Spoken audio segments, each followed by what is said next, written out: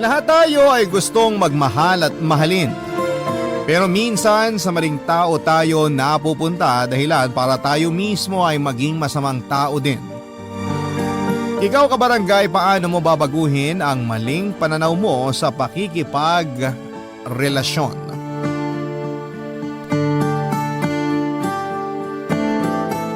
Dear Papa Dudut, magandang tanghali po sa inyo at sa kapwa ko kabarangay. Tawagin niyo na lamang po ako sa pangalang Albert. 27 years old, taga Rizal at avid listener niyo po ako at madalas kong pakinggan ang Barangay Love Stories through podcast at na-inspire po ako sa mga kwento ng ating mga kabarangay. Kaya naman naisipan ko na gusto ko rin pong magbahagi. Pero bago tayo dumako doon ay gusto ko muna kayong bigyan ng kaunting impormasyon tungkol sa akin. Dati po akong volunteer teacher sa isang special education school sa bayan namin. Pero sa kasalukuyan ay ako na po ang tumatao sa family business namin. Papa Dudut, hindi ko na po idedetalye ang tungkol sa pamilyang kinalakhan ko dahil ang gusto ko pong ikwento ay kung paano ako napunta sa sitwasyong hindi ko na alam kung paano alisan. Tawagin niyo na po akong makasalanan. Pero dad, at mahilig ako noon sa ganung babae. Kaya agad akong nagtapat ng feelings sa kanya. Kaso hanggang sa pagkakaibigan lang ang tingin niya sa akin. Umaasa pa rin ako na magbabago ang nararamdaman niya at magugustuhan ako, pero hindi na yon nangyari hanggang sa graduate na kami sa college. Nalaman ko na lamang sa kaibigan niyang si Heidi na nag-asawa na siya at may anak na sila. Broken hearted po ako noon, Papa Dudut. Kahit na hindi naging kami, masakit sa akin ang katotohanan hindi na siya magiging akin. Hindi lang halata sa ating mga lalaki pero grabe tayong magdamdam kapag nasaktan. Nang time na yon ay naging marupok din ako at nakuha ko pa talagang i-chat siya. Ang sabi ko ay masaya ako para sa kanya pero durog na durog talaga ang puso ko. Umiyak ako noon habang unti-unting tinatanggap na hindi kami para sa isa't isa. Pero hindi lang naman po si Mia ang babaeng kinabaliwang ko noong araw. May mga nagustuhan din po akong ibang babae at isa na doon si Nina, Papa Dudut. Maganda po siya at naagaw niya agad ang atensyon ko. Kaya nga nang magkaroon ako ng pagkakataon na lapitan siya para kausapin ay hindi na po ako nagpatumpik-tumpik pa. At sinamantala ko na ang pagkakataon, Papa Dudut.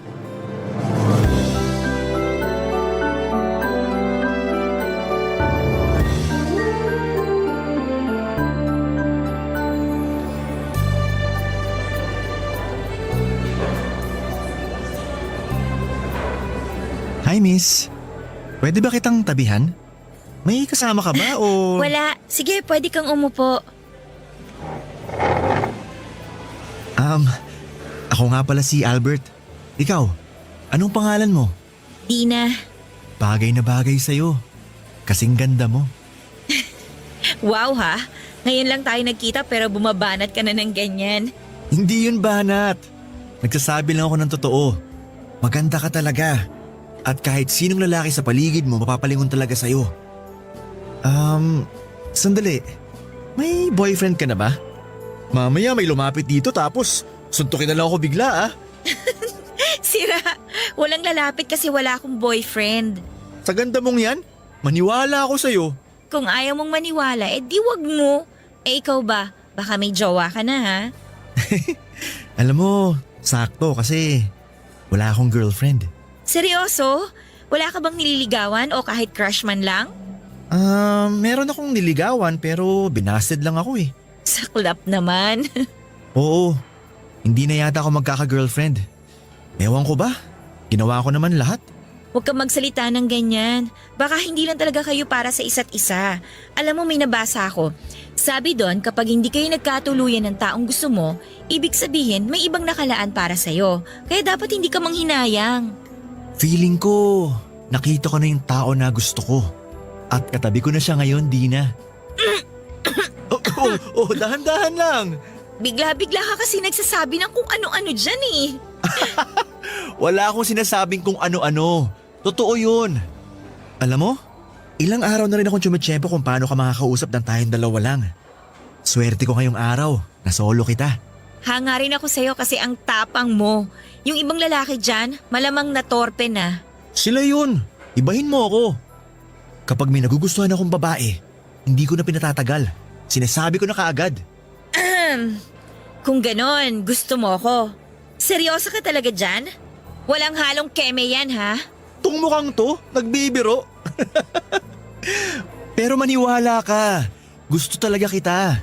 Hindi kita pipiliting magustuhan ako pero sana bigyan mo ako ng chance na makilala natin isa't isa. Sabi mo, single ka. Single rin ako. Walang magagalit. Ano kasi Albert, Hindi mo kailangan mag-decide ngayon. Bukas, magkita tayo rito. Tapos sabihin mo sa akin ang sagot mo.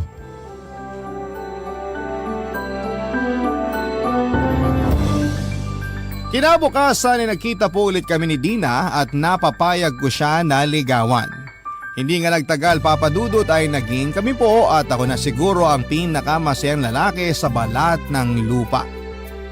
Nasabi ko pa noon sa sarili ko na ang suwerte-suwerte ko. Hindi niyo po ako masisisi kasi meron na rin po akong niligawan pero binasid lamang ako. Yun po ang pinsan ng kaibigan ko na sa ngayon ay pamilyado na rin. Mahal na mahal ko po si Dina, Papa Dudut, at para sa akin ay siya ng babaeng pakakasalan ko balang araw. Bubuo kami ng sariling pamilya at magkakasama pa rin sa pagtanda. Kaya lang hanggang pangarap na lang yon dahil tulad ng ibang magkarelasyon ay dumanas din po kami sa pagsubok ni Dina. Kaibahan lang ay hindi namin yon nalagpasan ng magkasama. Ang sinasabi ko po ay nang mapansin ko na nawawala na siya ng oras sa akin. Hindi naman po ako demanding na boyfriend at hindi rin ako palaaway.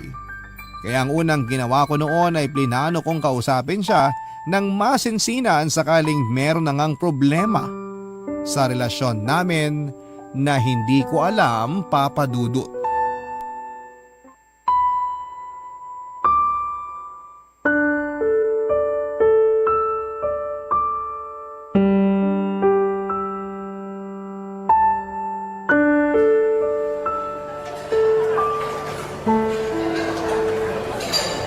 Dina, ba't kanino pa ako hindi kinakausap? Galit ka ba sa akin? anong hindi ako magagalit sa'yo? Ang kulit-kulit mo. Ngayon na nga lang tayo nagkita tapos inaaway mo pa ako. Pwede ba? Huwag kang magpaawa dyan, ha? Hindi bagay sa'yo. Ay, ano ba kasing problema natin? Bakit iritang-irita ka na niyaya kita makipag-date ngayon? Mukhang napilitan ka lang yata na sumama eh. Hindi ba obvious? Sinabi ko naman kasi sa'yo na busy ako. Tsaka may ibang lakad ako, Albert. Pag ikaw may pupuntahan, pinapakailaman ba kita? Ano ba kasi yung lakad na yun? Bakit mas gusto mo pang puntahan yun kesa sa date natin? Ngayon na lang tayo lumabas, Dina. Huwag kang ang OA. Lagi tayo nagkikita sa school. Iba yun. Ang arte-arte naman. Para kang bata kung umasta. Ay, ang gusto ko lang naman magkaroon ng oras ng relasyon natin. Napapansin ko kasi na wala ka ng panahon sa akin eh. Lagi kang busy. Ano ba kasi pinagkakaabalahan mo? School-related matters yon, Albert. Hindi mo ako kailangan tingnan ng ganyan na para bang may kasalanan ako sa'yo.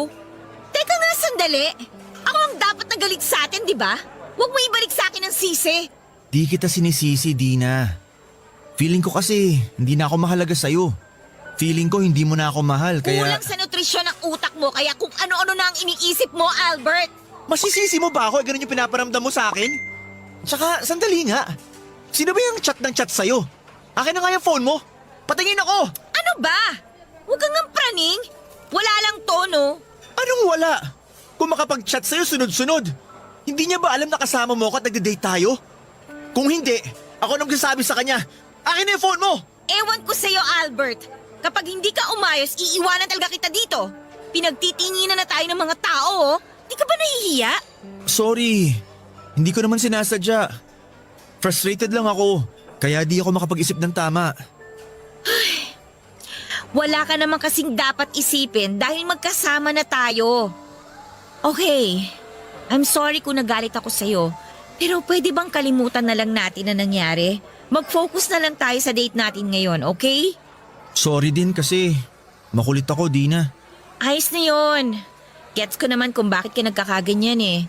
May mga bagay talaga na hindi natin kontrolado. Tulad nitong pagiging busy natin, kaya hindi na rin tayo nakakalabas masyado. Kaya nga sinasamantala ko ng pagkakataon na pareho tayong available, Dina. Alam ko yon. Thank you sa effort mo sa relasyon natin, ha? Siyempre, mahal kita. At gagawin ko ang lahat para sa'yo, Dina.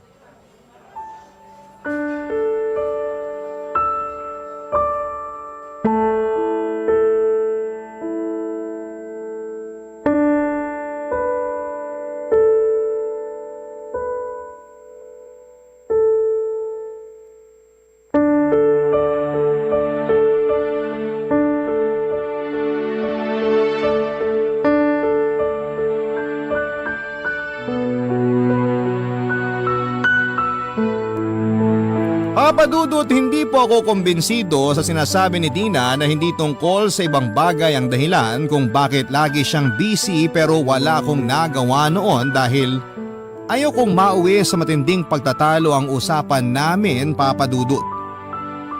Kaya kahit mabigat sa dibdib ay nanahimik na lamang ako.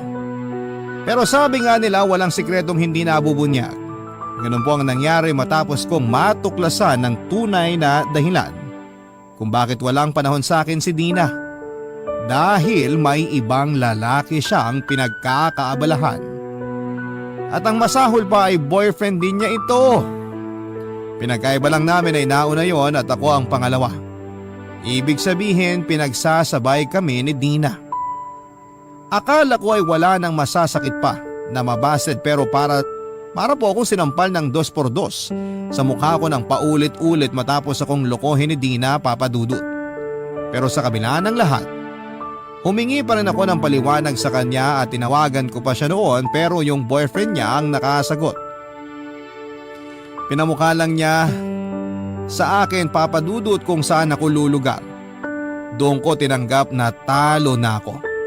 Na hindi na dapat ako maghabol dahil halata naman kung sino ang mas mahal niya sa aming dalawa. At kahit na nasasaktan ay pinilit ko pong makapag-move on, Papa Dudut. At hindi ko na po sinubukang manligaw at magmahal muli. Tinanggap ko na lang, Papa Dudut, sa sarili ko na wala ng pag-asa para sa akin ang maging maligaya dahil malas ako sa pag-ibig. May sekreto po akong aaminin. Noong 7 taong gulang ako ay nakaramdam na ako ng kakaiba sa yaya kong si Rona. Maganda po kasi siya, morena at may katawang makurba. Sa edad niyang 30 years old ay mukha pa rin siyang bata at isang araw ay pinapatulog po ako ni Rona noong tanghali pero hindi ako dalawin ng antok tapos ay nakita ko na lamang na nakaidlip na siya. Doon ko siya tinitigan ng husto at nakaramdam ako ng pagnanasa na halikan siya. Pero pinigilan ko po ang sarili ko dahil alam kong mali yun. Nang lumaki na ako ay nadala ko po yung ugaling yon, kaya madalas akong magkagusto sa matanda sa akin. Pero dahil napakamalas ko sa pag-ibig ay hindi ko na po sinubukang maghanap ng single na babae para lingawan. Pagod na kasi ako. Pero puputi na lang siguro ang uwak, hindi na yon mangyayari. Hanggang sa isang beses ay nakapanood ako sa internet ng mga video ng mga lalaki na kung tawagin ay other guy. Sila po yung kumakabit sa may mga asawa o karelasyon na. Karamihan sa kanila intensyonal ang pakikiapid. At mukha naman silang masaya kaya naisip ko na bakit hindi ko subukan yon. Hindi nga nagtagal ay nakilala ko si Rochelle via Facebook. Sobrang ganda po niya, Papa Dudut. Para siyang si Marian Rivera. Pagkatapos ko siyang i-add ay nag-message na po ako sa kanya at nakipag-video call ako, Papa Dudut.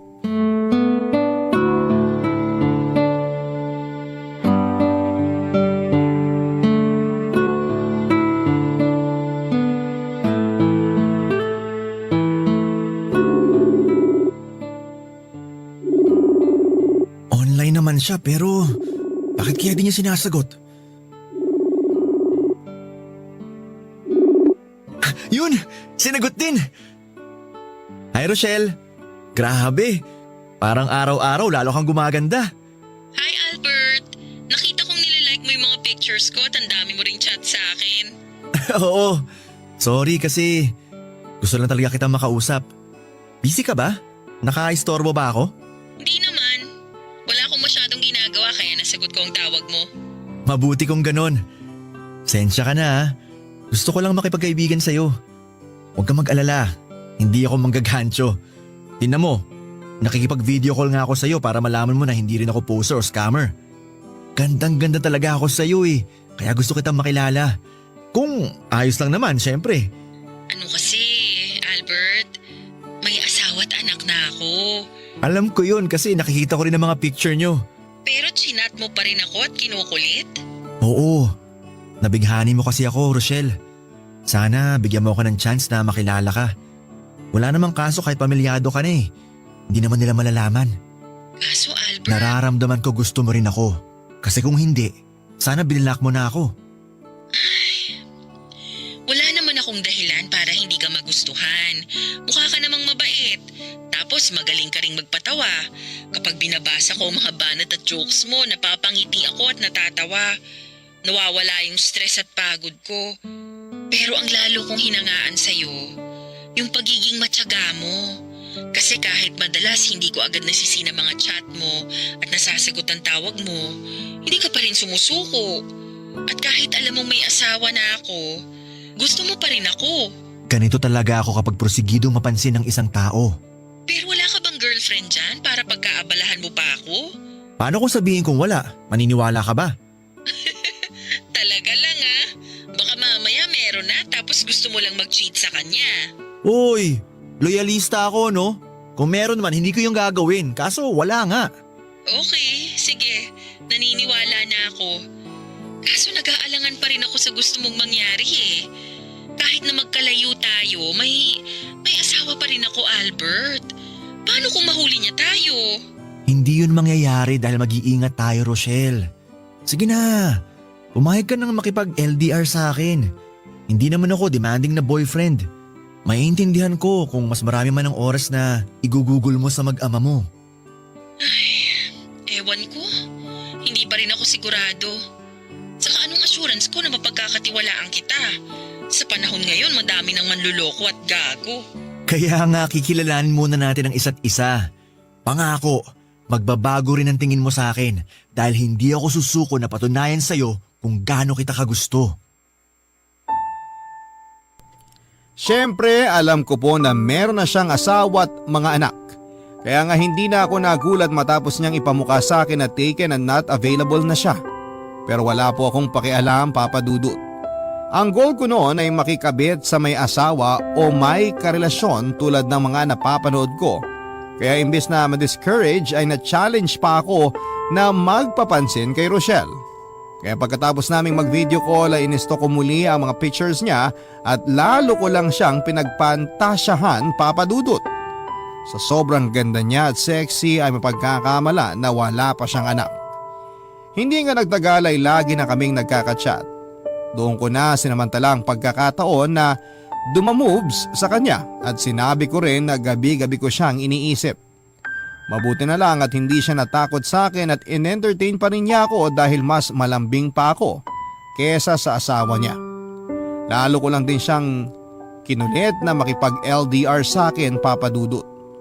Nung una ay hesitant pa talaga siya pero inassure ko na dahil malayo naman kami sa isa't isa, taga Mindanao kasi siya ay walang magiging komplikasyon ng relasyon namin. Hindi nga nagtagal ay naging kami rin ni Rochelle, Papa Dudut. At sa bawat araw na lumilipas, lalo lang po akong naging masaya sa relasyon namin kahit na magkalayo kami. Pero may pagkakataon na minsan ay nagiinit po ang katawang ko, Papa Dudut. Yun po yung unang beses na niyaya ko si Rochelle na gawin yung bagay na eksklusibo lamang para sa mga mag-asawa.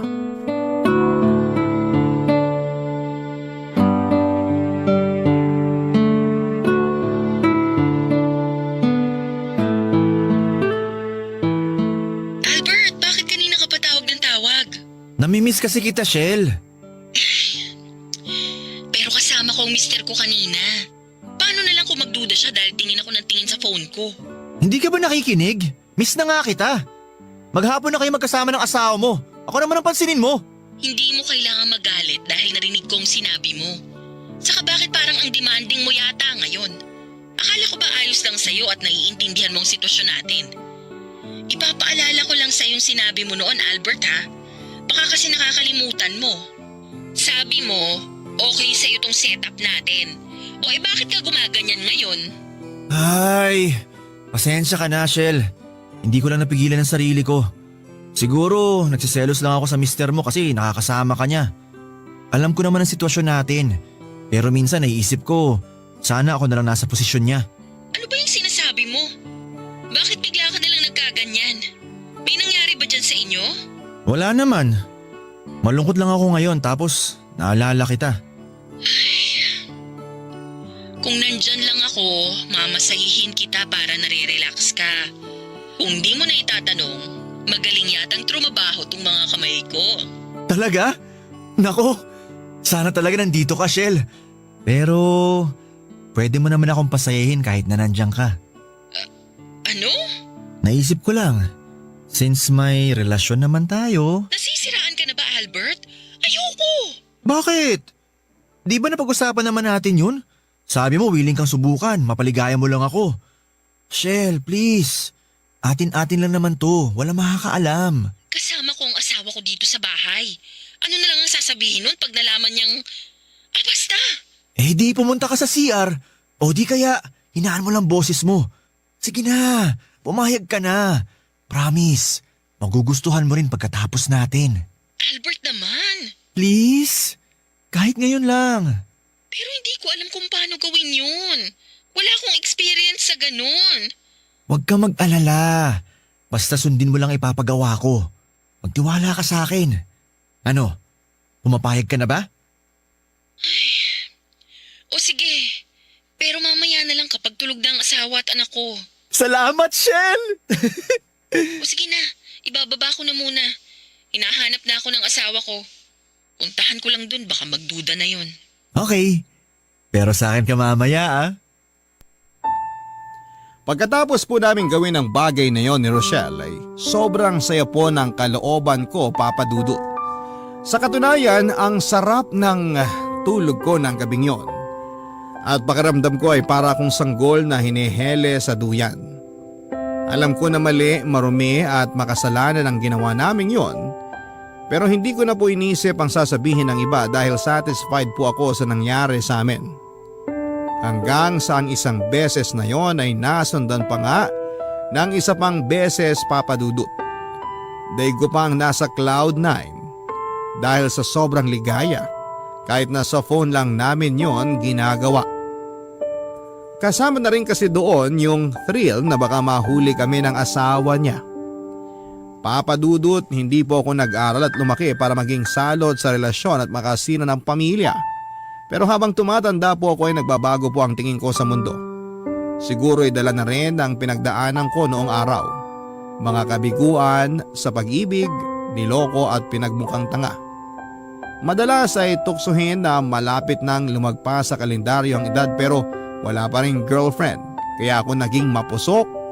Matino pa naman ako mag-isip pero madali po akong madala sa damdamin kaya ang resulta ay paulit-ulit ko pong nakikita ang sarili ko na nasa pakikiapid. Para sa akin ay wala naman itong pinagkaiba sa normal na magkarelasyon.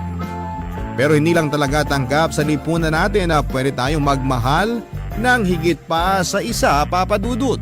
Kabarangay, i-share mo ang iyong barangay love stories. Sabay-sabay nating pakinggan ang iyong kwento ng pag-ibig, buhay at pag-asa. Ipadala lang sa barangaylovestories@yahoo.com. Suntok sa buwan na magkaroon ng happy ending ang relasyon namin ni Rochelle. Pero umaasa pa rin ako na siya na yung babaeng tinadhana sa akin ng langit na makakasama ko sa habang buhay.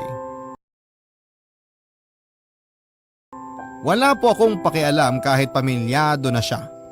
Kung maghihiwalay sila ng asawa niya ay sisiguraduhin kong hindi sila mapapariwara ng anak niya dahil handa akong tumayong padre di pamilya nila. Nakakatawa man pakinggan at marami sa ating mga kabarangay ang magsasabi na nahihibang na ba ako pero wala po akong kakayahang pigilan ang damdamin ko dahil nagmahal lang naman po ako, Papa Dudut. Nagpatuloy ang relasyon namin ni Rochelle pero hindi nagtagal ay nangyari ang kinakatakutan ko. Napansin ko na lamang po kasi na may kakaiba sa pakikitungo niya sa akin. Alam ko naman na may kaagaw ako sa oras niya dahil pamilyado na siyang tao. Pero iba yung kutob ko ng panahon na yon. Nawawala na po ng oras sa akin si Rochelle at hindi na kami regular na nagkaka-chat o nagvi-video call. Miss na miss ko na siya at bago pa ako masiraan ng ulo, sa kakaisip kung ano ang mali sa amin ay nakipag-video call po ako sa kanya at nag-usap kami. Doon ko po nalaman ang saloobin ni Rochelle tungkol sa relasyon namin, Papa Dudut. Dahilan para masaktan po ako ng sobra-sobra.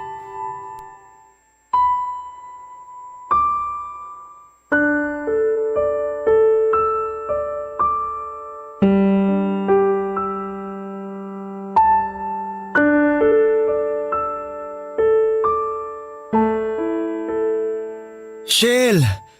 Bakit ilang araw mo nang hindi sinasagot ang call ko? Sinisin mo lang din ang mga chat ko.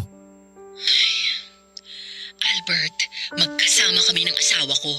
Naliligo lang siya ngayon. Wala akong pakialam. Lagi na lang kayong magkasama. Paano naman ako, Rochelle? Teka, bakit bihis na bihis ka yata? Saan ang punta mo? Aalis kami ng asawa at anak ko. Kakain kami sa labas. Magse-celebrate dahil anniversary din namin.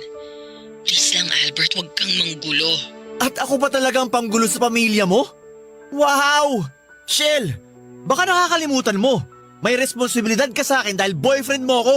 Ano bang sinasabi mo? Baka ikaw ang nakakalimot sa ating dalawa kung ano lang at hanggang saan lang ang meron tayo. Saka huwag ka nga umasa na parang pagmamayari mo ko, Albert. Simulat sa pool, alam mo dapat na hindi tayo magiging seryoso dahil may pamilya na ako. Konting panahon lang naman ang hiling ko sa'yo. Konting atensyon. Mahirap mang ibigay yun. Hindi ko naman nakakalimutan kung saan ang lugar ko sa buhay mo, Shell. Pero sana isipin mo rin na mararamdaman ko. Ewan ko sa'yo, Albert. Kalalaki mong tao pero ang drama-drama mo. Naaalibadbaran ako. Saka huwag ka nga magpaawa dyan na akala mo aping-api ka. Hindi mo kasi naiintindihan ang pinanggagalingan ko kaya mo nasasabi yan. Sawang-sawa na akong intindihin ka kasi masahol ka pa sa 5 years old. Hindi ka naman bata. Nasa tamang edad ka na. Hindi ka ba napapagod sa setup nating to, Albert? Kasi kung ako ang tatanungin mo, pagod na ako. Anong sinasabi mo? Ayoko na. Tigilan na natin to, please lang. Ang laki-laki na ng kasalanan ko sa mag-ama ko simula nang pumayag akong maging tayo. Natukso ko, oo. Pero gusto ko ng magbagong buhay. Gusto ko ng itamang pagkakamali ko, Albert. Nakikipaghiwalay ka sa akin, ganun ba? Oo. Huwag mo na akong kukontakin dahil ayokong malaman ng asawa ko na may iba akong kinakausap na lalaki. Ayokong maghinala siya at ayokong masira ang pamilya namin. Hindi naman sila naghihinala kaya bakit kailangan mong tapusin ang meron tayo? Mahal kita, Rochelle! I'm sorry pero buo na ang desisyon ko. Kung mahal mo talaga ako, igagalang mo ang gusto kong mangyari. Sorry talaga, Albert. Huwag mo naman gawin sa akin to. Nagmamakaawa ako. Magtitiis ako. Hindi na ako magagalit kapag hindi mo ako kagad kinakausap. Huwag mo na ako iwanan. Parang awa mo na. Sorry talaga pero tapusin na natin ang lahat. Sige na, kailangan ko na mag-ayos ng sarili dahil baka maghinala pa ang asawa ko. Bye! Shell? Shell! Please! Huwag mo naman gawin sa akin to. Minahal kita ng gusto. Umasa ako!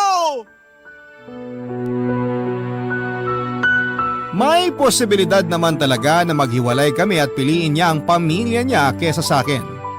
Pero hindi ko naihanda ang sarili ko na magiging ganon lang kadali kay Rochelle na itapon ang lahat ng meron kami. At hindi ko rin kasi akalain na mahuhulog ako sa kanya ng husto. Bagay na pinagsisihan ko, Papa Dudut. Hindi po yun ang unang beses na nasaktan ako pero yung pakiramdam ay para bang bago sa akin. Kumbaga sa isdang bagong huli ay sariwa at nanunuot yung kirot ng patalim na nakatarak sa puso ko dahil sa pakikipagkalasakin ni Rochelle. Hindi ko siya sinisisi kung mas piliin niya ang pamilya niya. Sino lang ba ako sa buhay niya, hindi ba? Kaya nga kahit masakit, kahit mahirap lunukin ay nagparaya ako, Papa Dudut. Iginalang ko ang desisyon niya at pinilit ko ang sarili kong mag-move on at siguro ay napagod na lang akong maging desperado. Kaya naman pinakawalan ko na lang siya at hinayaang maging masaya kahit na ako ay nagdudusa. Awang-awa po ako sa sarili ko, Papa Dudut, pero wala naman akong magawa para pigilan yung sakit. Naitatanong ko noon sa Diyos na parusa ko ba na habang buhay maging miserable sa pag-ibig dahil makasalanan akong tao. Kung oo, walang saysay din na magbago ako dahil paulit-ulit lang akong kakarmahin. Kaya nga imbis na tumigil ay pinagpatuloy ko po ang pag-move on kay Rochelle sa pamamagitan ng paghahanap ng bagong karelasyon na may iba ring karelasyon. Bukod sa akin, may isang tao pa po akong pinagkatiwalaan at nakaalam ng sikreto ko. Yon ay si Josie na kaibigan ko, Papa Dudut. Nagpapasalamat ako sa Diyos dahil kahit paano ay may tao siyang ibinigay sa akin para makausap ko at mapagkatiwalaan ng mga ginagawa ko. Iginawento ko sa kanyang nangyari sa amin ni Rochelle at kung gaano ako nasaktan ng husto. Alam din niya na imbis na matuto, pinagpatuloy ko pa ang pagiging third party sa iba. Pinayuhan pa ako ni Josie na tigilan ko na ang ginagawa ko dahil masasaktan at mapapahamak lamang ako sa bandang dulo, Papa Dudut.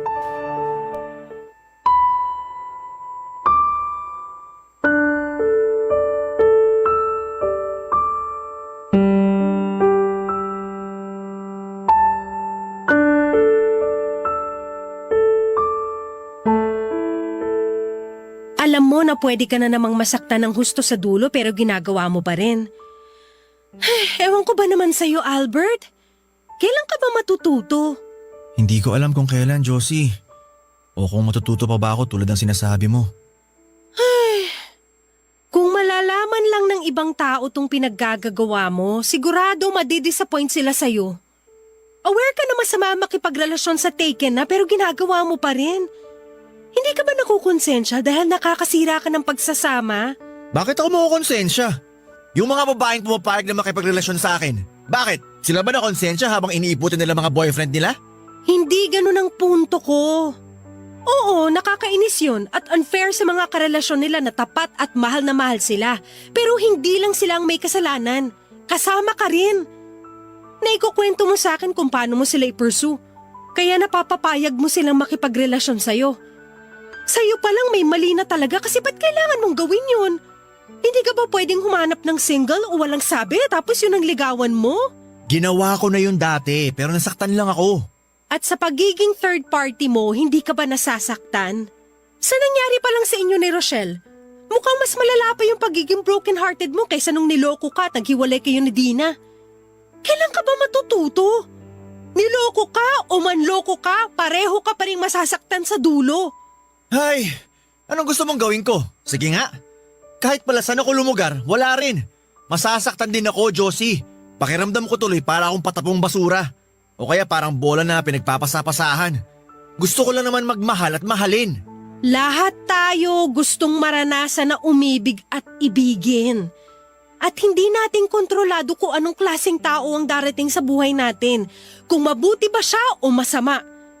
Pero kahit nagaano pa kapangit ang maging karanasan natin sa pag-ibig, wag natin tong i-apply sa sarili natin. Kung niloko ka, wag ka maging instrumento para makapanloko. Kung ginamit ka, wag mong ibalik sa ibang masamang bagay na naranasan mo. Albert, kaibigan kita. At bilang kaibigan mo, gusto kong mapabuti ka. Alam ko hindi habang buhay nasa ganitong setup ka. Napangangatawanan mo na talaga ang pagiging third party hanggang pagtanda mo.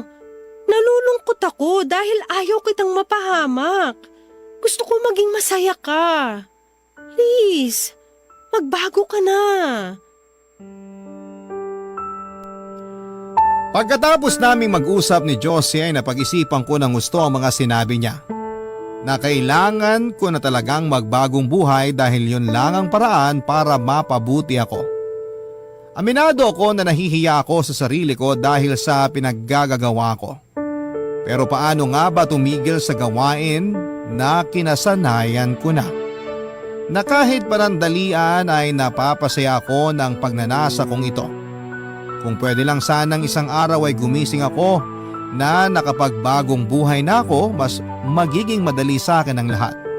Pero dahil walang ganon sa tunay na buhay, Imbis na sundin ang sinabi ni Josie na magbago na ako ay ipinagpatuloy ko pa rin ng pakikiapid ko, Papa Dudut. Sa kasalukuyan ay nasa third party setup pa rin po ako, Papa Dudut. Sinusubukan ko na wag masyadong ma-fall para hindi ako masaktan ng husto. Alam ko na kabaliwan dahil walang assurance na hindi ako mapapahamak pero ewan ko ba. Wala na po yata akong pag-asa para ako mawala pa sa sitwasyong ito. O kung meron man ay malaking palaisipan sa akin kung papaano. Siguro ay pride na rin na may kasamang pagpapanggap dahil kahit alam ko na mali ay pinipilit ko pa rin na gawing tama. Sana po ay mapayuhan po ninyo ako sa aking pinagdaraanan para magbago ang pananaw ko sa pakikipagrelasyon. Maraming salamat po, Papa Dudut, sakaling mapili po ninyong itampok ang kwento ko sa Barangay Love Stories. Palagi po kayong sinusuportahan namin dahil magaganda at nakapagbibigay ng aral sa buhay ang inyong programa. Ang inyo pong kapuso at kabarangay forever, Albert. Barangay Love Stories.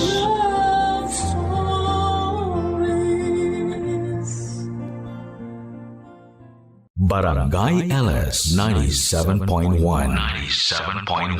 Number 1 Forever. Ang mga kwento ng pag-ibig, kwento ng buhay at kwento ng pag-asa dito sa Barangay Love Stories.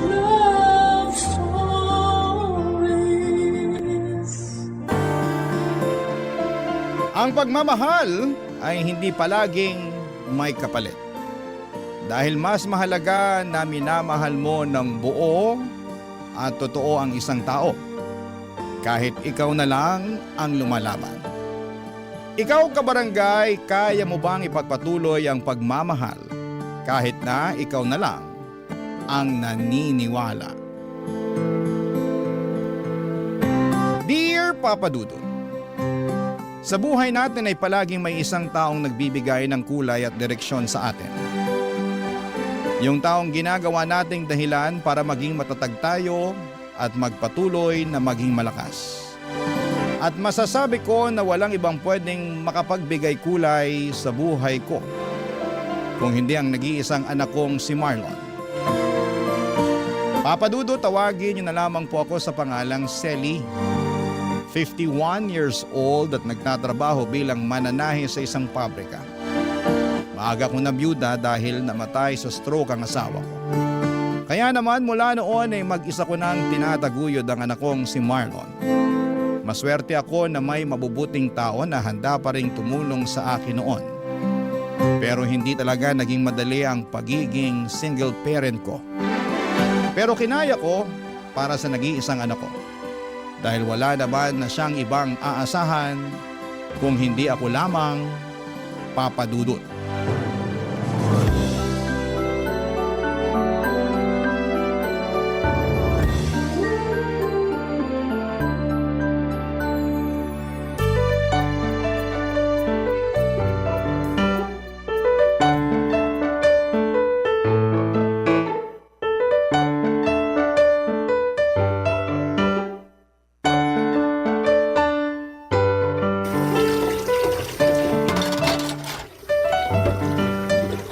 Tulungan ko na po kayo sa pagliligpit nyo dyan sa lababo.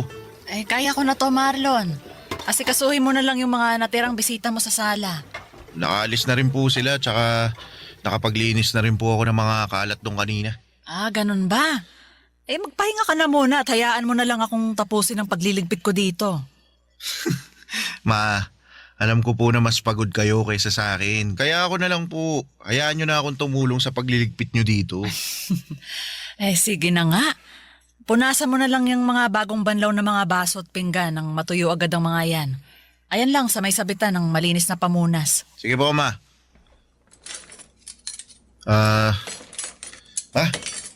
Thank you po pala sa paghahanda nyo para sa pagtatapos ko ng high school. Wala kang dapat na ipagpasalamat sa akin. Kasi alam mo namang matagal ko na rin plinano to. Ilan buwan pa lang bago ang graduation mo, tinanong na kita kung anong mga pagkain ang gusto mong lutuin ko para sa espesyal na araw na to. Opo.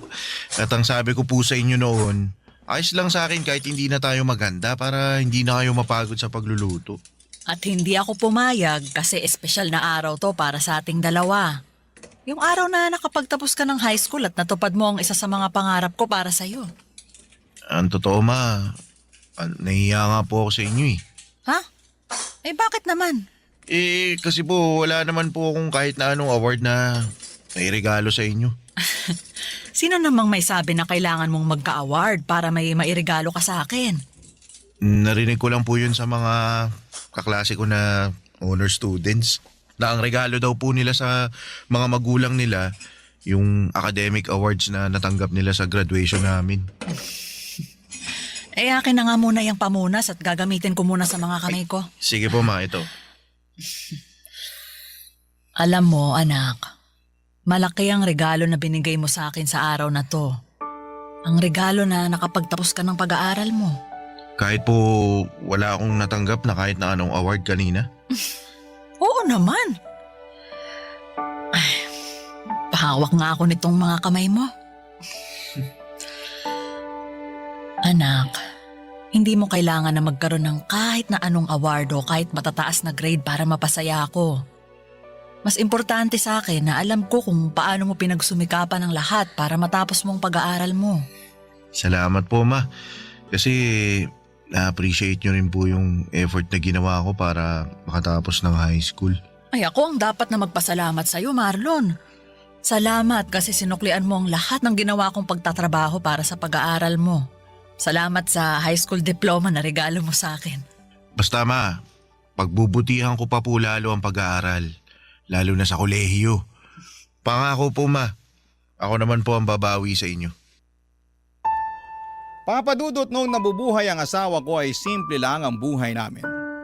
Nagtatrabaho siya sa munisipyo at ako naman ay nagdesisyon na maging housewife.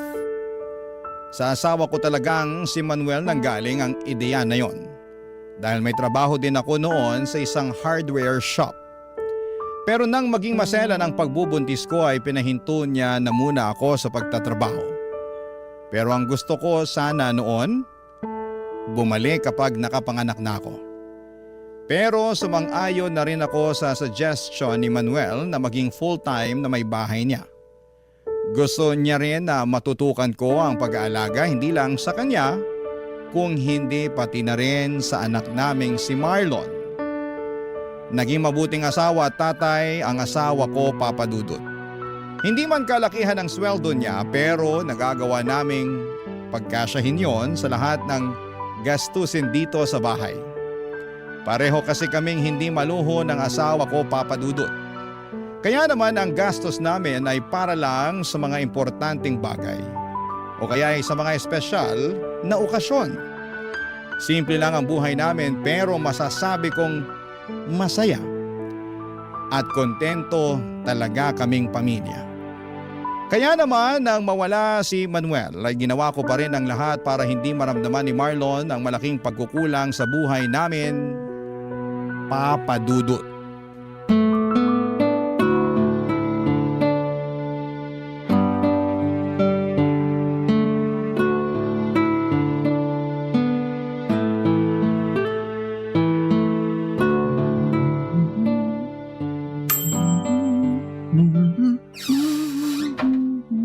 Oh, Marlon, ang aga mo naman yatang nakauwi ngayon. Opo ma, hindi po kasi pumasok yung professor sa last subject kaya yun, canceled yung klase namin. Sakto ang uwi mo kasi katatapos ko lang din halos mag-bake. Uy, nag-bake po pala kayo ng paborito kong banana cake. Ayos. Nag-request kasi yung ninang Pia mo para sa birthday ng anak niya. Request din daw ng anak niya kaya hindi na ako nakatanggi na mag-bake para sa kanila. Pwede mo nang kainin yung nasa isang tray dahil yan ang first batch na binake ko. Sige po ma, kukuha na po ako dito ha.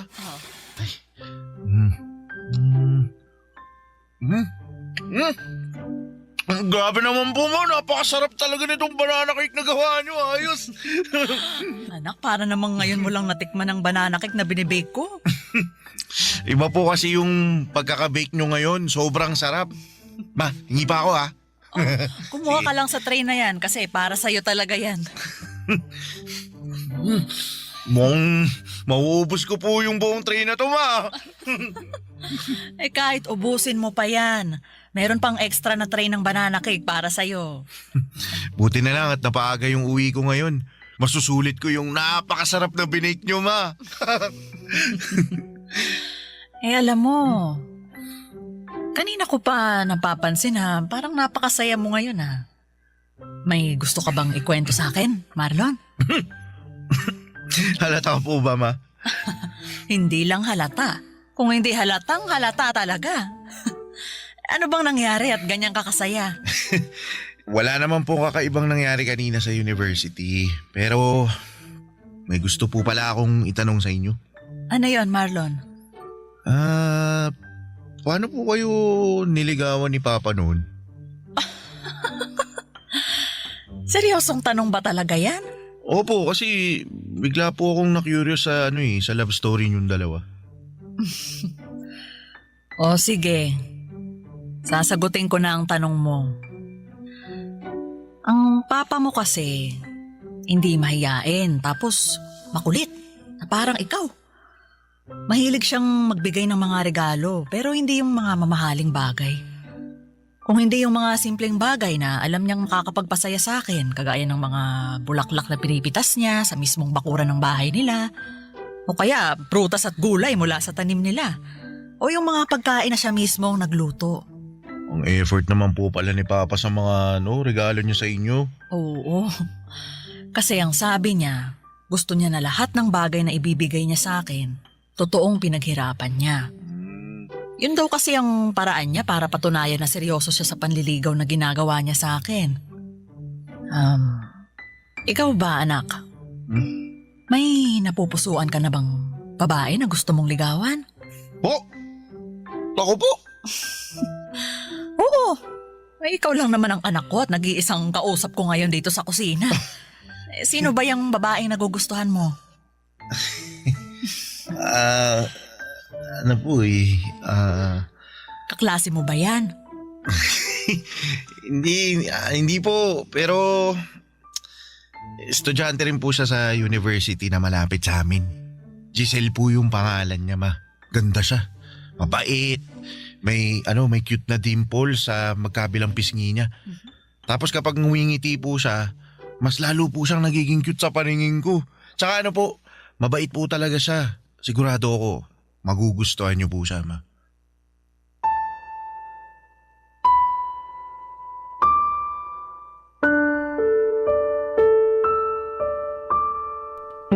Papadudot masasabi kong maswerte ako sa anak kong si Marlon. Malaking tulong yon para kahit papaano ay gumaan ang responsibilidad na dinadala ko noon. Kasi masipag siyang mag-aral at matyaga sa mga bagay na ginagawa niya. Wala man siyang academic awards na naiuuwi sa bahay o naipapakita sa akin. Sapat na yung alam kong hindi niya pinapabayaan ang pag-aaral niya. Yun naman ang importante para sa akin. Yung nagiging responsable siya sa ginagawa niya.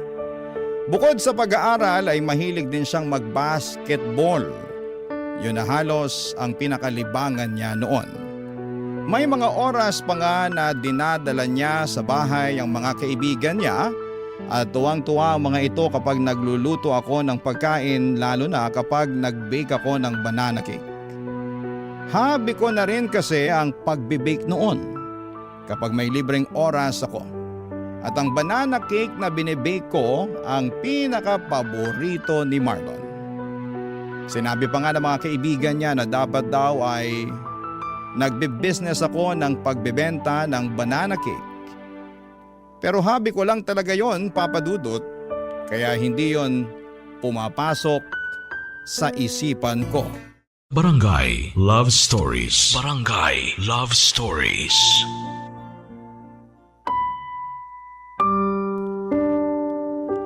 Papadudot, hindi madalas magkwento si Marlon ng tungkol sa mga babaeng nagugustuhan niya. Naririnig ko lang sa mga kwentuhan nila minsan na may mga kaibigan niya na nag-uusap kapag nakatambay sila sa bahay. Ang pag-aasaran nila ay tungkol dito. Kaya nang magkwento na sa akin si Marlon ay natuwa talaga ako. Kasi yun ang unang beses na ginawa niya yon. Nararamdaman ko kaagad na medyo malalim ang pagkagusto niya kay Giselle. Kasi iba ang mga ngiti sa labi niya habang nagkukwento tungkol dito. Papadudot madalas din na hawak niya ang cellphone niya kapag nasa loob siya ng bahay. Nakangiti habang nakaharap dito.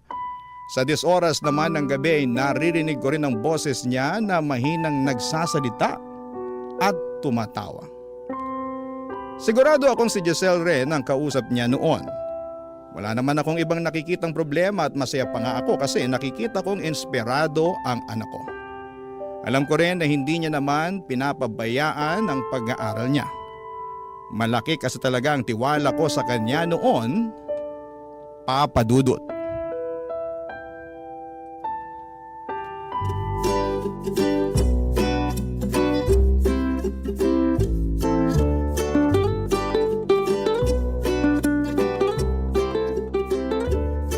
Anong masasabi mo sa sinigang na hipon na luto ni Mama?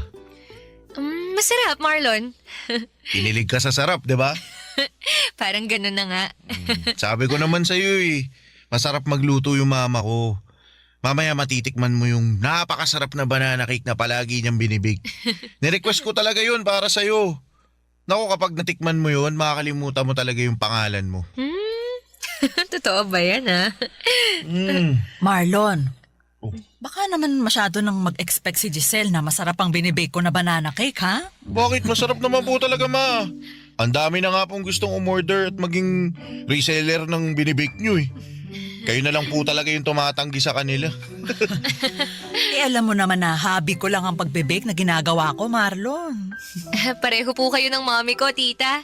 Mahilig din po siyang mag-bake. Talaga? Ano yung madalas na binibake ng mami mo? Chocolate brownies and muffins po, tita. Pero hobby lang din po niya ang mag-bake kasi ayaw niya rin po niya gawing business yun Alam mo, sa totoo lang kasi, magastos din gawing business ang pagbibake. Malaki-laking puhunan ang kailangan namin kung gusto talaga naming simulan yun. Marami ring oras ang makakain sa bawat araw namin. Nabanggit din po yan ni mommy, tita. Pareho naman daw silang may maayos na trabaho ni daddy kaya hindi niya pinupush na gawing business. Tsaka ayaw niya rin daw po na bawasan pa ang budget na para sa bahay o sa pag-aaral ko. Kaya nga sabi ko kay mommy sa oras na makatapos ako ng pag-aaral at magkaroon ng regular na trabaho, ako mismo ang magpapatayo ng bakery para sa kanya. Nakakatuwa ka naman, Giselle. Bakit yun naman po nasabi yan, tita? Kasi bumubuo ka na kaagad ng mga pangarap para sa magulang mo. Sa panahon kasi ngayon hindi lahat ng kabataan ganyan mag-isip. Pero ayos lang naman sa akin kasi alam ko na iba na talaga ang kinasanayan ng mga tao ngayon. Magkakaiba nga po ang paniniwala ng mga tao pagdating sa bagay na yan. Basta para sa akin po, obligasyon pa rin naming mga anak na suklian lahat ng naging sakripisyo ng mga magulang namin. Sana dumami pa ang mga anak na kagaya mo. Kasi hindi lahat ng magulang nagkaroon ng oras na makapag-ipon para sa sarili nila. Yung iba, binuhos ang oras at buhay nila sa mga anak nila. Pero para sa akin naman, hindi ko naman inoobliga si Marlon na tulungan ako sa oras na makatapos na siya ng pag-aaral niya. Pero sinabi ko rin naman po sa inyo na gusto ko rin makabawi sa inyo, Ma. Nakwento rin po ni Marlon sa akin yung mga pangarap niya para sa inyo, tita. Talaga? Ano naman ang nakwento ng anak ko sa'yo na tungkol doon? Yung plano niyang pagbili ng malaking bahay para sa inyo, pagpapalago ng negosyo niyo, tsaka pagkuha ng sasakyan, para kayo naman po ang maihahatid at sundo niya. Ay naku, nakakatuwa talagang marinig yan mula sa inyo ng mga kabataan. Siguro, para sa akin lang ayoko naman na itali ng mga anak ang buhay nila sa pagtulong sa mga magulang na kagaya ko. Kayo ang responsibilidad namin hanggang sa tumanda na kayo at magkaroon ng sariling mga buhay. At kahit anong mangyari, responsibilidad naming mga magulang ang sarili namin.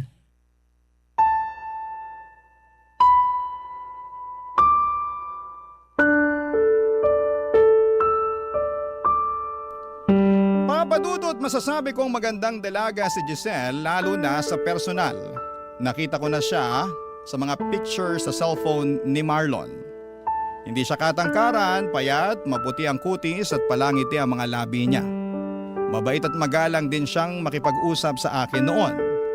Naramdaman ko na nahihiya pa siya sa akin dahil panay ang gamit niya ng po sa tuwing magsasalita siya. Nakwento nga ni Marlon na bago pa man sila makarating sa bahay, ilang beses pa raw na napatigil sa paglalakad si Giselle at nagtanong tungkol sa akin. Ang sabi niya sobrang kinakabahan daw talaga ito na makilala ako. Halata talaga yon sa boses niya noong magkausap kami. Pero hindi naman nagtagal noon at naramdaman ko na kahit papaano ay nagiging magaan na ang loob niya na kausap ako. Sa unang beses na nakilala ko ng personal si Giselle bilang nililigawan ng anak ko ay nagustuhan ko na kaagad siya. Para kay Marlon, naisip ko kaagad na makakasundo ko siya dahil nakikita ko ang sarili ko sa kanya. Kagaya ko ay nag-iisang anak lang din pala siya ng mga magulang niya.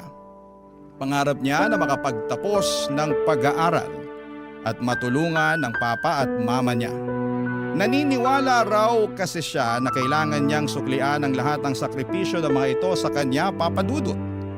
Kaya noon pa lang ay natutuwa na kaagad ako dahil mukhang maayos na babae ang napiling ligawan ng anak kong si Marlon, Papa Dudut.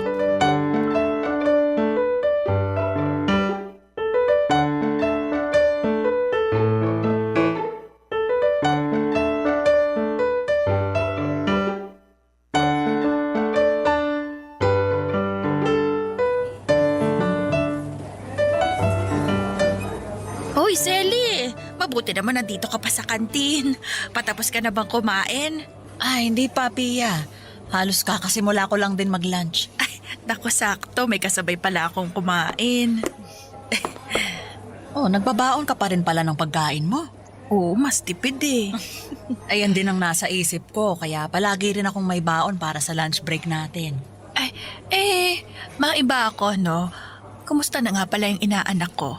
Ayun, sa awa ng Diyos, lumalaking mabuti at magalang na anak. Ay, hindi ka ba niya binibigyan ng sakit sa ulo? Naku, hindi. Kagaya ng sabi ko, mabait talaga si Marlon. Masipag mag-aral, saka may nililigawan na ngayon. Ay, talaga? Ay, mabuti ayos lang sa'yo na nanliligaw na yung anak mo. Oo naman. Wala naman akong nakikita na masama sa ginagawa niya, Pia. Binata naman si Marlon at dalagang nililigawan niya. Alam mo kasi, iba na rin ang mga kabataan ngayon. Baka lang makabuntis na maaga yung inaanak ko. Naku, may kilala ko ang anak ko at alam ko na responsable siya sa bawat bagay na ginagawa niya. Nakilala ko na nga rin yung nililigawan niya eh. Talaga? Oo. Paminsan-minsan dumadalaw din sa bahay. Nako mabait naman ba? Oo, mabait saka magalang. Gusto ko na nga ang batang yun para sa anak ko eh. Pero ang sabi ni Marlon, hindi niya minamadali si Giselle. Maghihintay siya na maging handa na si Giselle na sagutin siya.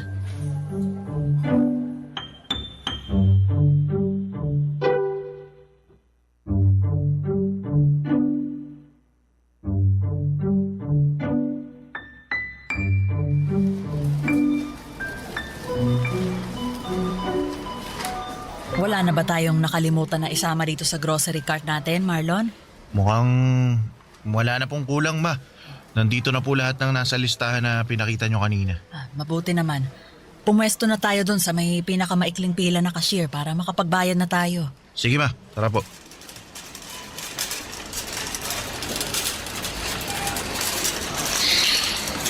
Ang daming tao ngayon dito sa grocery, no? Mga po, may. Mabuti na lang sinamahan mo ko at nagawa kong tapusin agad ang pag-grocery ko. Hindi rin naman po ako busy ngayon. Wala ba kayong lakad ni Giselle? Wala po, ma. Umuwi po kasi sila ng parents niya sa Pangasinan para sa birthday celebration ng lola niya. Pero, ma, ano pong tingin nyo kay Giselle? Mukha naman siyang mabait talaga, Marlon. Natutuwa nga ako at napakagalang niyang makipag-usap sa akin. Halata na mahiyain talaga siya, lalo na nung unang beses ko siyang makausap. Mahihain po talaga yun. Naalala ko naman yung kaba niya nung sinabi ko na ipapakilala ko siya sa inyo. Namutla yung muka. Tsaka yung labi niya namutla rin. Hindi naman ako mukhang masungit ah. Bakit siya kinakabahan na makilala ko? First time niya raw po kasi na maipakilala sa magulang ng nanliligaw sa kanya. Sabi ko naman po, ang dahilan kung bakit dinala ko siya sa bahay para makilala niya ang espesyal na tao sa buhay ko. Kung sino yung nagbibigay ng buhay sa akin at humubog sa kung sino ako ngayon.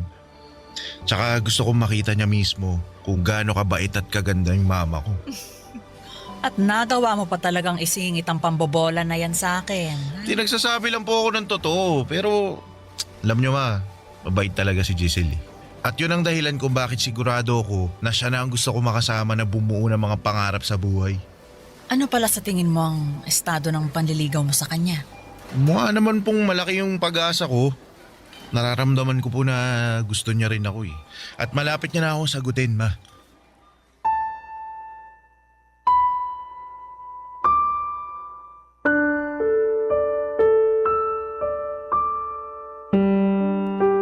Papa Dudut, kagaya ng sinabi ko kanina, yun ang unang pagkakataon na may naikwento sa akin si Marlon na tungkol sa babaeng nagugustuhan niya. Natuwa ako dahil mas nagiging open na siya sa akin tungkol sa personal na buhay niya. Kahit malapit kami or malapit kami sa isa't isa ay hindi naman kasi namin na pag-uusapan ang tungkol sa bagay na yon. Naisip ko pa nga na kung nabubuhay ang asawa kong si Manuel ay baka mas makapagkwento pa sa kanya si Marlon. Pero nang magsimula na nga siyang magkwento sa akin ay iba ang saya na nararamdaman ko. Para bang mas naging close pa kami, lalo na nang magkwento pa siya ng ibang mga bagay tungkol kay Giselle. Ang saya lang makinig sa mga kwento niya at makita siyang inspirado dahil po sa isang tao. Halos hindi nawawala ang ngiti sa mga labi niya, lalo na kapag hawak niya ang cellphone niya, lalo na kapag kausap niya doon si Giselle. Papa Dudut. Barangay Love Stories. Barangay Love Stories. Papa Dudut, masasabi ko na nagmana si Marlon sa asawa kong si Manuel pagdating sa kung papaano sila magmahal ng isang babae. Kagaya ni Manuel ay nakita ko noon na palaging gusto ni Marlon na kausap si Giselle, mapatext o tawag man. Ganon din kasi si Manuel sa akin noon, Papa Dudut, dahil hindi pa uso ang cellphone noong panahon namin. Madalas akong tinatawagan ni Manuel sa telepono ng bahay namin at madalas din siyang dumadalaw noon sa bahay namin, lalo na noong nililigawan niya pa lamang ako. Kaya naman ayos lang sa akin sa tuwing magpapaalam si Marlon na aalis ng bahay o malilate na ang uwi dahil pupuntahan niya si Giselle sa bahay nila. At sa tuwing magkukwento si Marlon ang tungkol sa panliligaw na ginagawa niya kay Giselle, nakikita ko ang kakaibang kislap at saya sa mga mata niya. Bagay na nagbibigay din ng saya sa akin kasi ramdam ko noon kung gaano niya kamahal si Giselle, Papa Dudut.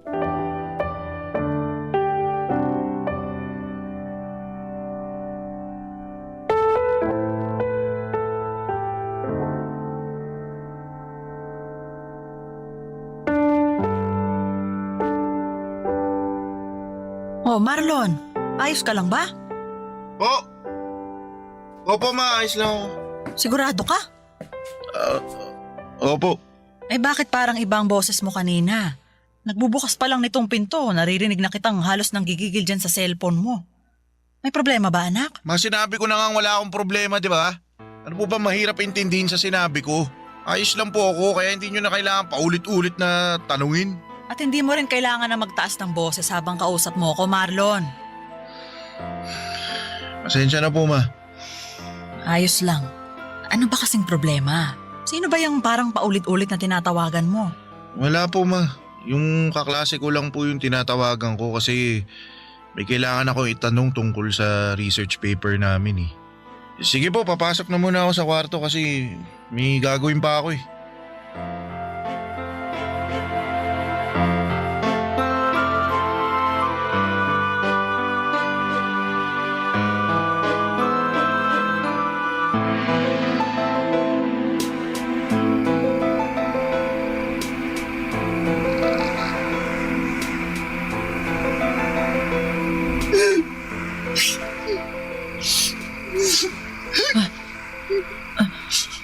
Sino ba yung umiiyak ngayon ng 10 oras ng gabi?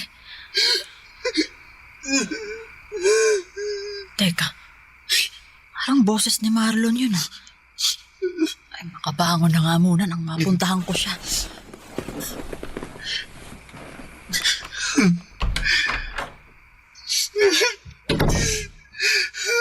Ginawa ko naman lahat. Saan ba ako nagkulang? Ba't hindi ako yung pinili mo? Marlon, anak, Ma, sorry po kung nagising kayo. kailan ka ba natutong uminom ng alak? Pasensya na po. Kailangan ko lang po ng pampatulog. Anak, ano ba talagang problema? Wala po, ma. Ayos lang po ako. Huwag niyo po ako lalahanin. Hindi ka maayos. Magdadalawang linggo ka ng palaging tulala, tapos ngayon, nagpapakalunod ka naman sa alak. Sabihin mo na sa akin ng totoo. Tungkol ba to kay Giselle?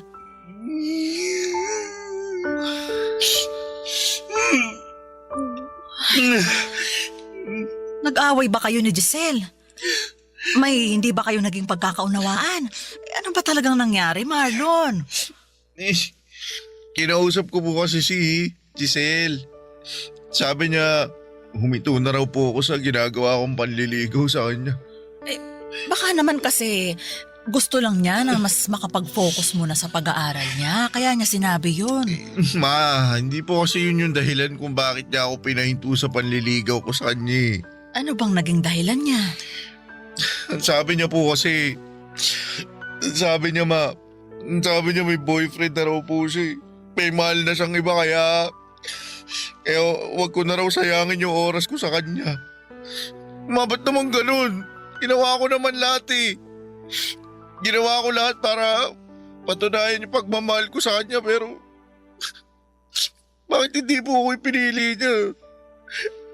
Bakit ako po yung naiwan? Anak, si Giselle lang ang makakasagot sa mga tanong mo, ha? Alam kong mahirap pero sa ngayon, kailangan mong magpakatatag. Hindi lang naman si Giselle ang babaeng pwede mong mahalin. Bata ka pa, Marlon. Marami pang pwedeng mangyari sa buhay mo. Pero si Giselle po kasi yung gusto ko eh. Siya po yung mahal ko. Wala po ako ibang pwedeng mahalin kundi siya lang. Ma, siya lang po. Mahal ko si Giselle eh.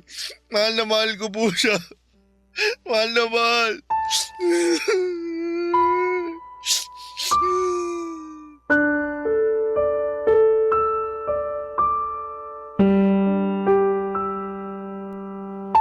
Papadudot, alam kong napakabata pa ni Marlon para maramdaman ang totoong pagmamahal para sa isang babae.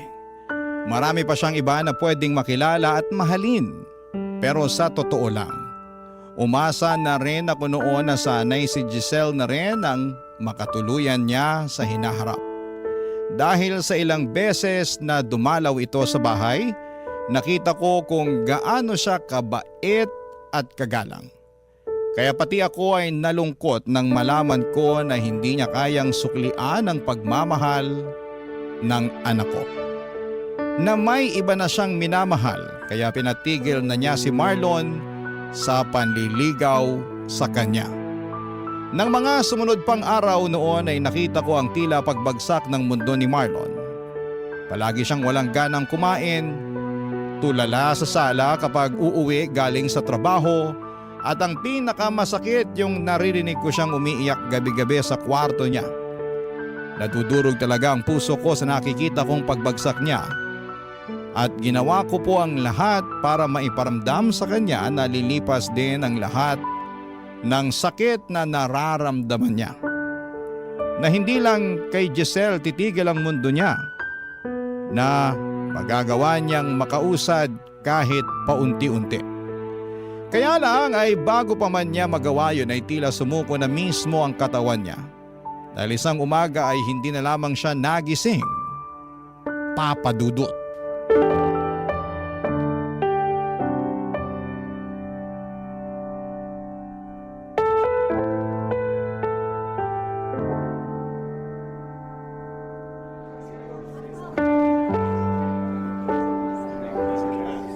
Selly, hindi mo pwedeng pabayaan ang sarili mo.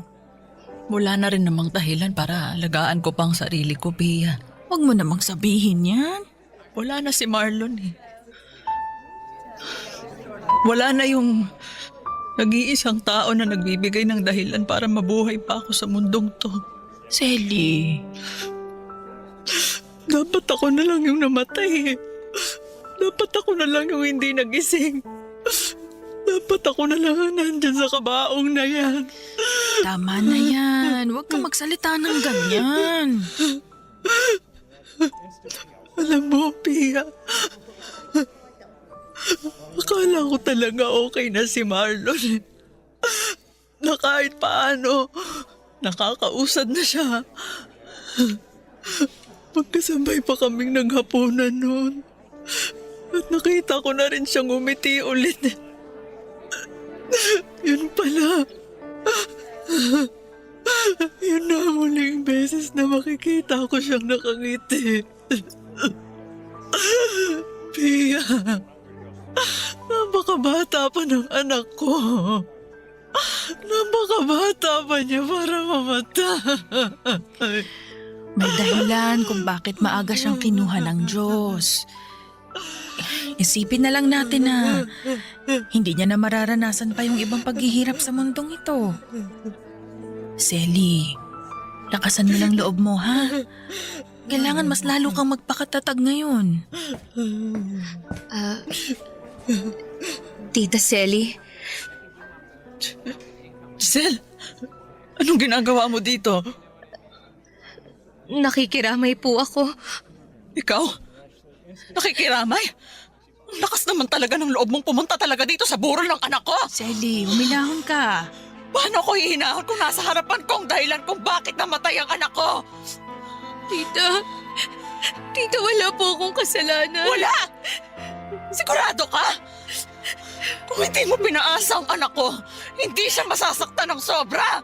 Hindi ko po pinaasa si Marlon. Kung hindi mo siya pinaasa, sana hindi ka na lang pumayag na ligawan ka niya.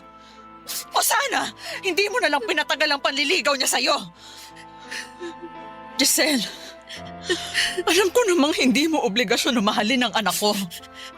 Hindi mo obligasyon na suklian ang pagmamahal niya sa'yo, pero sana, hindi mo na lang siya pinaasa. Sana hindi mo na lang sinayang ang pagmamahal niya sa'yo. Kaya umalis ka na dito! Umalis ka na! Selly! Huwag mong itulak si Umalis ka na dito! Selly! Sandali lang po. Gusto ko lang pong makita si Marlon kahit saglit lang. Wala kang karapatang makita siya dahil ikaw ang dahilan kung bakit nandyan siya sa kabaong na yan! Umalis ka! Umalis ka Tita, na! sorry po. Hindi ko po gusto na mangyari sa kanya to. Hindi ko po gusto mawala si Marlon. Sorry po, Tita. At hindi na rin umubuhay ng mga sorry mo si Marlon! Selly, tama na. Huminahon ka na. Umalis ka na dito, Giselle! At ayoko nang makita yung pagbumukha mo kahit kailan! Naging mabait sa'yo si Marlon. Wala siyang ibang ginawa kung hindi ang mahalin ka. Pero sinaktan mo lang siya. At ikaw ang dahilan kung bakit siya namatay. Ikaw ang pumatay sa anak ko, Giselle. Kaya umalis ka na bago pa kita kalad ka rin palabas ng pamamahay ko. Umalis ka na!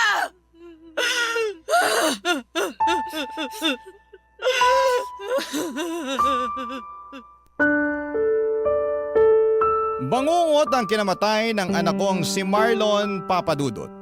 Pero pakiramdam ko ako ang habang buhay na nabubuhay noon sa isang bangungot. At kung pwede lang ay magising na ako sa bangungot na yon. Kung pwede lang na sana ay hindi na lamang totoong wala na ang nag-iisang anak ko. Hindi totoong iniwanan niya na ako. Kaya lang kahit na anong kurot o sampal pa ang gawin ko sa sarili ko. Kahit na anong kirot pa ang maramdaman ko ay hindi na mababago pa ang katotohanang wala na si Marlon. Naalala ko pa ang huling gabi na nakausap ko siya. Nagawa niya akong sabayang kumain ng hapunan pero halos 3 subo lang ng ulam at kanin ang nagawa niya noon. Nagawa rin ngumiti ng mga labi niya kahit namumugto ang mga mata niya. Nagpasalamat din siya kasi palagi ko siyang kino-comfort. Hinahawakan niya ang kamay ko at muling ngumiti sa akin. Akala ko Papa Dudut ay okay na siya noon. Ang buong akala ko ay magiging maayos na siya. Umasa ako na kahit papaano ay babalik na siya sa dating sigla kahit paunti-unti. Na matututunan na niyang makausad kahit mabagal. Pero hindi pala. Hindi man siya ang sumuko, ang katawan niya naman ang nagdesisyon na hindi na lumaban pa. Papa Dudut, hindi niyo naman siguro ako masisisi kung nagalit ako kay Giselle, lalo na noong dumalaw siya sa burol ng anak ko. Nakita ko kung gaano siya minahal ni Marlon. Walang ibang ginawa noon ng anak ko kung hindi ang ipakita at iparamdam na seryoso ito sa panliligaw kay Giselle. Pero hindi yun nagawang suklian ni Giselle.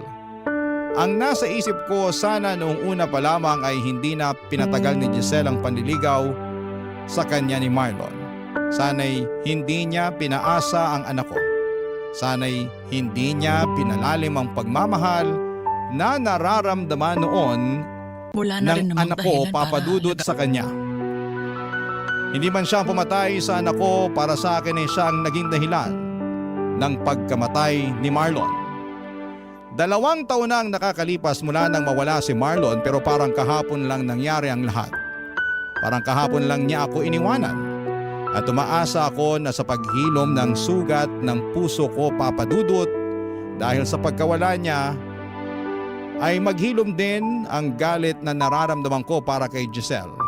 Dahil alam ko na hindi rin gugustuhin ng anak ko na patagalin ang nararamdaman kong galit para sa babaeng sobra niyang minahal. Salamat po sa pagbasa ng aking liham at sa mga kagaya ko na nawala ng minamahal sa buhay. Naway makausad tayo at matutong magpatawad sa mga nakapanakit sa atin. Ang inyong kapuso at kabarangay forever, Selly. Anong say mo sa Barangay Love Stories na ito? Pagkwentuhan natin sa comment section yan.